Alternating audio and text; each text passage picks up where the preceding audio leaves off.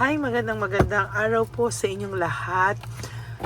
Ngayon po ay araw ng Sabado. Tingnan naman po natin kung ano po ang makikita natin sa reading of the day today, no? Kamusta po kayo? I hope na napanood niyo po yung first and second reading.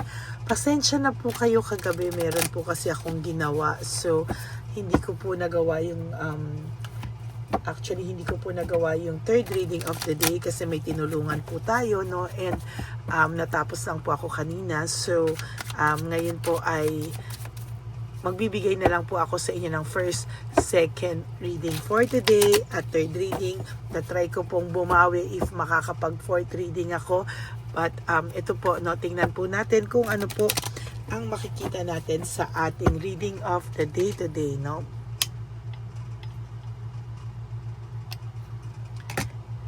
Maraming salamat po. Excited na po ako, no, sa nalalapit po nating One Love a Day kung saan ay dalawa po ang ating gagawin, ano, sa matatanda at syempre sasamahan po natin ng twist ngayon na pupunta po tayo sa National Children's Hospital for Cancer Patients na mga bata para bigyan po natin sila ng kaligayahan sa Paskong darating.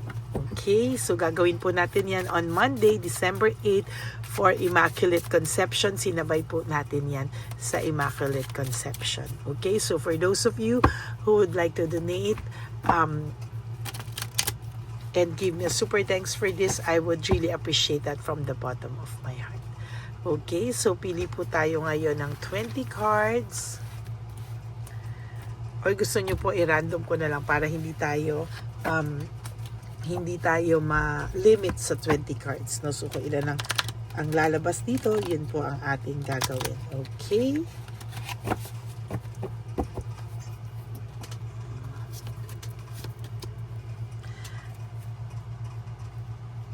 Ito po ay nakikita po dito na ikaw po ay nakukontento sa mga maliliit na bagay na makakapagpasaya sa iyo. Hindi daw po ikaw mahirap pasayahin. As a matter of fact, ikaw po yung tao na napakadaling maka-appreciate ng mga bagay. Hindi mo nga po kailangan bigyan ng mga mamahalin, but ikaw po yung tao na basta mahalin lang ng totoo. Ikaw yung tipo ng tao na pagka minahal ka lang enough na, ikaw po yung magbibigay ng magbibigay sa ibang tao ng buong pagmamahal. At nakikita ko po dito sa first card pa lang, no, na na-appreciate mo po kahit maliliit na bagay lamang, no, basta galing sa puso, ikaw po talaga ay nakaka-appreciate na ng mga bagay-bagay sa mundo, no. Ikaw din po yung talagang sa nakikita ko po dito ay ikaw po yung tipo ng tao na na-appreciate mo po talaga lahat, and kahit po ano yung ibigay sa'yo, no, whatever yung ibigay sa'yo, na i-inspire ka po kahit na-appreciate mo po kahit sa maliit na bagay, no. Yun nga lang po, minsan meron din po talagang hindi magandang nangyayari kasi parang you used to give everything that you have. I'll give anything, no? Parang lahat na lang ay gusto mong bigyan, lahat na lang kung magmahal ka is sobra-sobra, no? Hindi mo minsan napipigilan yung pagmamahal mo, talagang sobra-sobra ka talagang sobra-sobra ka pong magmahal, sobra-sobra ka pong parang buhos na buhos, no? So, para wala ka daw regrets, no? So, ang nangyayari po nito, ang nagkakaroon ng regrets sa'yo, yung tao na nagkaroon ng hindi maganda. Laging may guilt po yung mga tao na gagawa sa'yo, or magkakaroon po talaga sila ng regrets. Kasi po, hindi mo po alam na dun pa lang po nila, pag nawala ka, dun pa lang po nila may isip na mahal ka pa rin nila, na nagki-care pa rin sila, na nandyan ka pa rin sa puso nila. So, dyan po makikita talaga na aray, no? Dun pa lang marirealize na lahat pala, no, ng mga ginawa mo para sa kanya ay talagang makikita niyang hindi niya makikita sa iba, no? Sabi nga dito, parang ang gusto mo lang naman ay lahat ng katotohanan. Minsan nga po, kahit sobrang sakit, parang okay lang basta malaman mo talaga yung kung ano yung totoo, no? Kung ano yung totoo, parang basta ikaw na bahala sa sarili mo.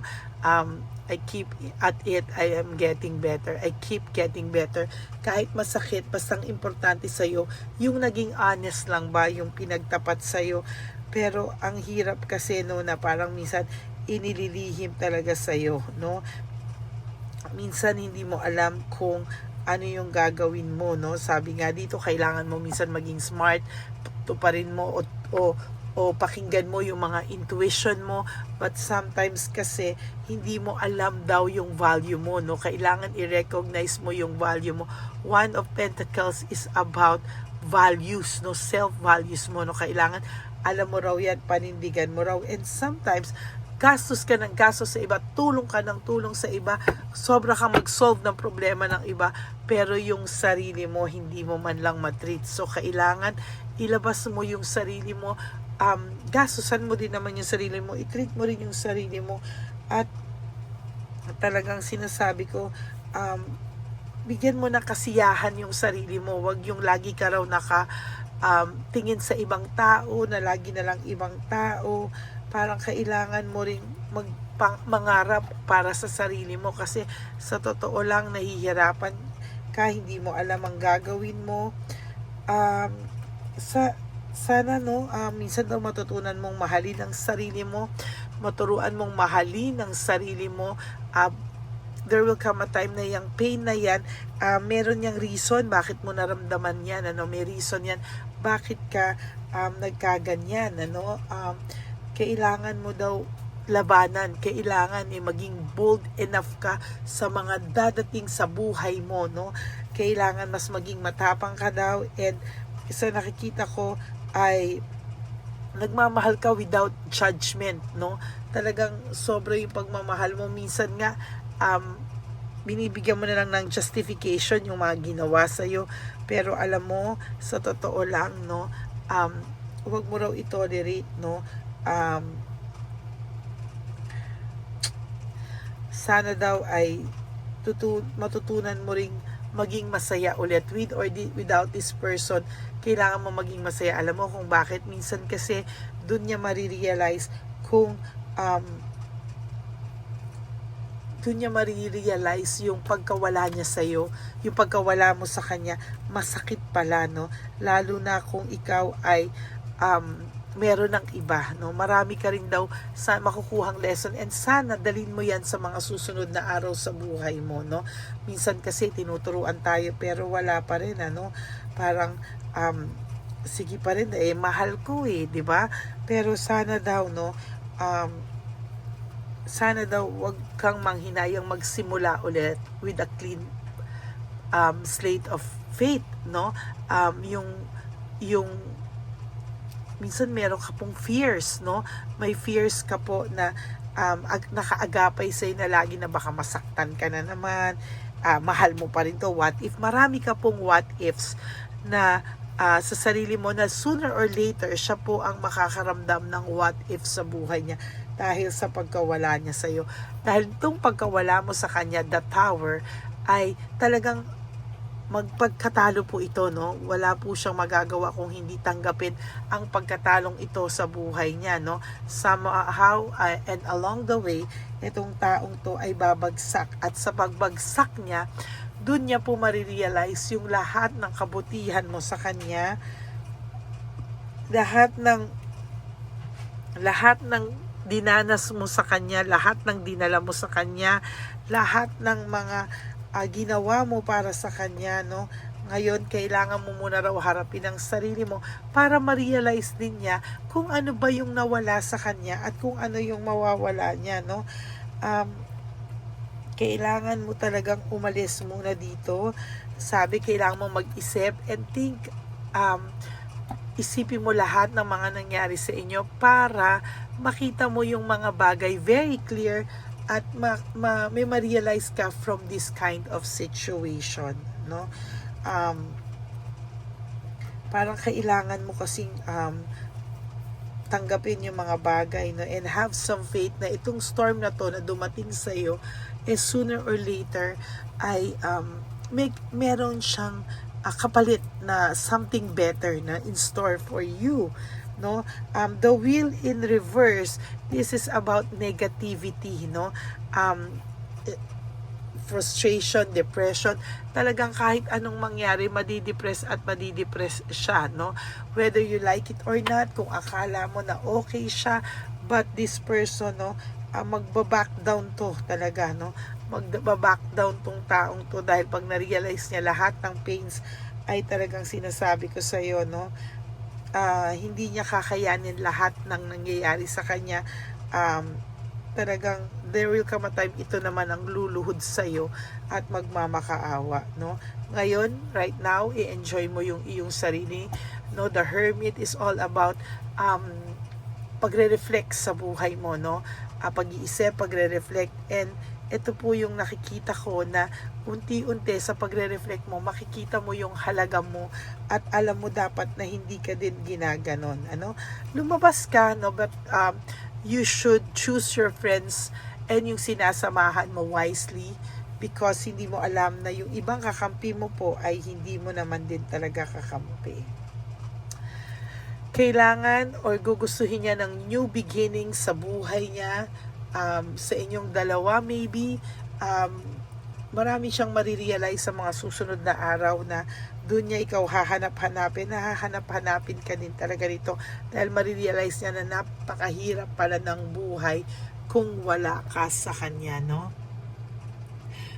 Kailangan yung bigat ng buhay mo is pagaanin mo, no. Turuan mo yung sarili mong pagaangin yung buhay mo, no.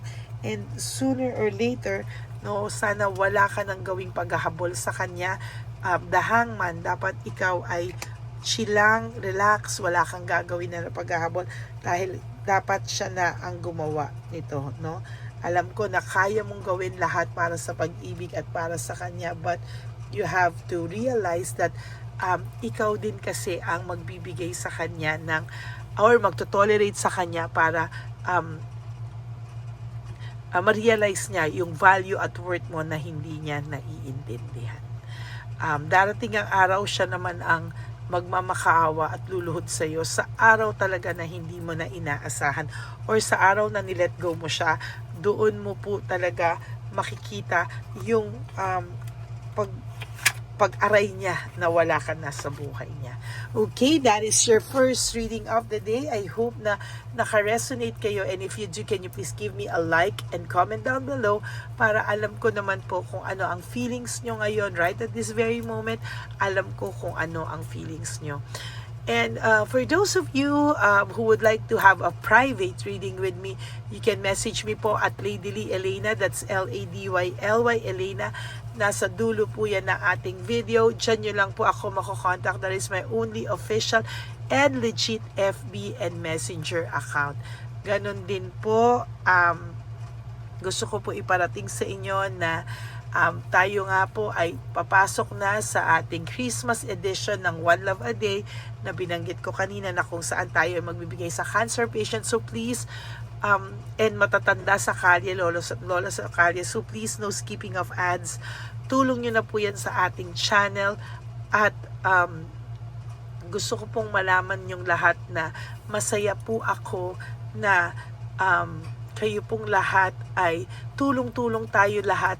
Lahat kayong nanonood sa akin ay talagang katulong ko po sa pagbibigay ng One Love a Day 4 times a year. Ito na po ang ating ika-4 na One Love a Day ngayong taon ng 2025 and our last One Love a Day for this year. Maraming salamat po sa pagsama nyo sa akin, sa lahat ng mga subscribers ko, na family ko na, sa mga alaga ko na nagdo-donate, walang sawang nagdo-donate for our One Love a Day, for our lolos and lolas. Maraming salamat po sa inyong lahat, and may God bless you all. And ang lagi ko lang pong payo sa inyo is just to live one day at a time. You do 3 things that will make you happy for the day. Prioritize yourself, make yourself happy, and always choose to love yourself, because self-love is still the best love of all. And you have to realize that life is so short. Don't make it shorter by stressing yourself from all the pains and heartaches na binigay sa inyo na kahapon. Just surrender everything to the divine universe and just let go and let God write your life and love story. Ako po ay magbabalik for our second reading of the day. Mamimili lang po kami at ng first part, and then mamimili kami mamayang bukas ulit for One Love a Day. So, dalawa po ang bibigyan natin, matatanda, lolos and lolas, and of course, the National Children's Hospital, mga cancer kids, no? Patients na mga bata, children sa National Children's Hospital. Okay, maraming salamat po. Magbabalik po ako for another set of reading. For the meantime, ay tutuparin ko lang muna po ang ating panghuling misyon sa taon na ito. Sa One Love a Day, of course, hindi tayo titigil magbigay ng tulong, but this is for our One Love a Day, our final, ang number 4 po na ating One Love a Day ngayong 2025. Our next One Love a Day will be on February, our first One Love a Day or March. Kaya maraming salamat po sa inyong lahat. Yan po ang ating first na One Love a Day sa March. Maraming salamat po sa inyong lahat, and may God bless you all. Bye!